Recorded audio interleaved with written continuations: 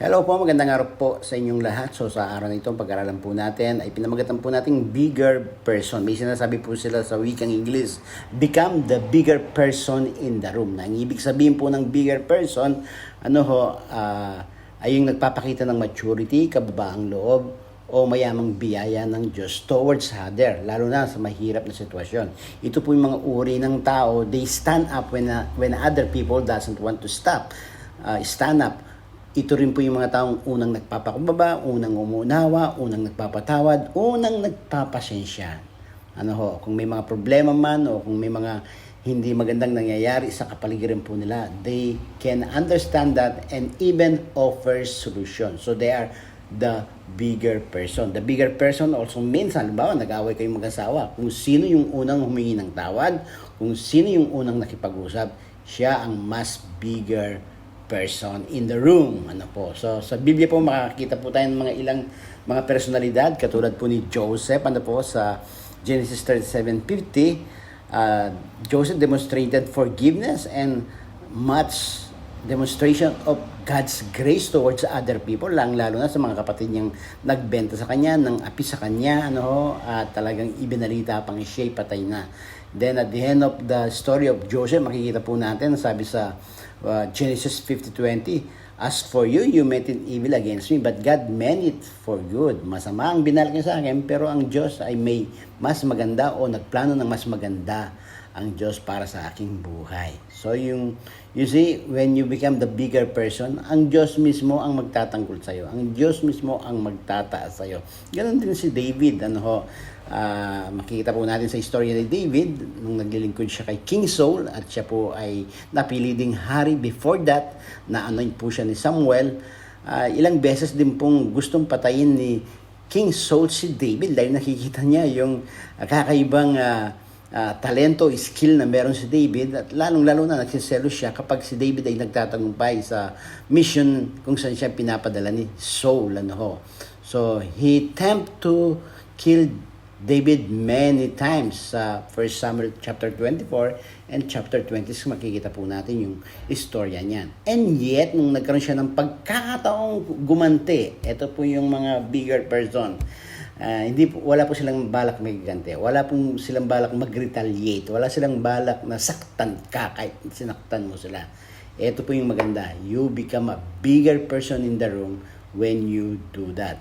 Ang sabi ng salita ng Diyos sa Samuel 24:6, sabi nung kasama ni David, patay na natin. And then sabi ni David, the Lord forbid. Huwag ayang mangyari ito ng Panginoon. Sabi niya, that nasasaktan ko yung the Lord's anointed, or to put out my hand against him, seeing he is the Lord's anointed. You see, yung recognition pa rin sa authority ni King Saul ang nandun sa puso niya. So, yun po yung mga bigger person na tinatawag po natin. Mataas yung paggalang sa mga namumuno sa kanila kahit sila'y inaapi na. And then, sa New Testament, makikita naman po natin si Stephen, sa Acts chapter 6 at saka Acts 7. Makikita po natin doon na isa po siya sa unang martir na pinatay. And yet, he exemplified grace and forgiveness in the face of persecution. Kahit siya'y pinipresyon na, binabato na at pinapatay na ng kanyang mga attackers. Ang sabi po niya sa chapter 7 verse 16 ng Acts, and falling to his knee, he cried out with a loud voice, Lord, do not hold this sin against them. Huwag mong ibintang or ipanagutan sila sa kasalanan itong ginagawa nila, sapagkat hindi nila alam ang ginagawa. Ang sabi nga din ni Stephen, you become the better person, the bigger person, kapag ikaw pa rin ang nagpapatawad sa mga taong nagkakasala sa iyo, or hinihiling mo pa rin sila, pinagpipray mo pa rin sila. You are becoming the bigger person in the room.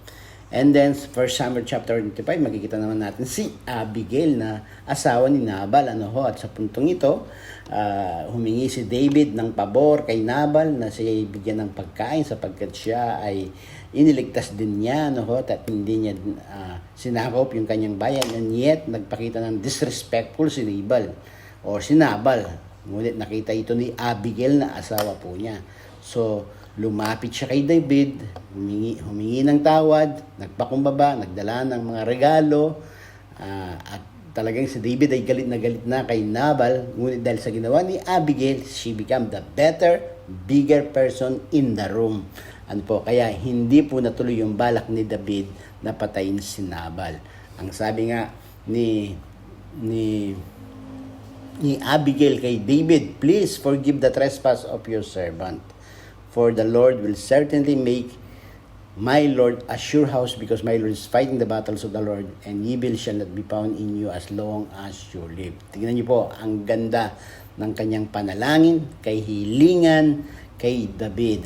Pinuri niya si David at inirecognize niya yung galaw ng Panginoon sa kanyang buhay. Ito po yung mga bigger person na tinatawag po natin in the room. And of course, one of our best example ay si Jesus. Throughout the gospel, makikita natin yung ipinakita niya talaga. Everywhere we go, sino man ang kaharap niya, he is the bigger person in the room. He is the bigger person sa lahat ng kaharap niya.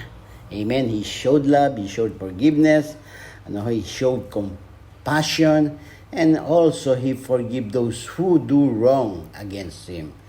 Yun po yung mga bigger person. Can you become a bigger person? Na ikaw ang unawa, na ikaw ang magpapasensya, na ikaw ay lalawakin mo ang iyong kaisipan, na ikaw ang bibigay ng solusyon sa mga problema, na ikaw ang tutulong, na ikaw ang mag-i-initiate sa lahat ng mabubuting bagay. Be the bigger person in the room wherever you go. God bless you all po.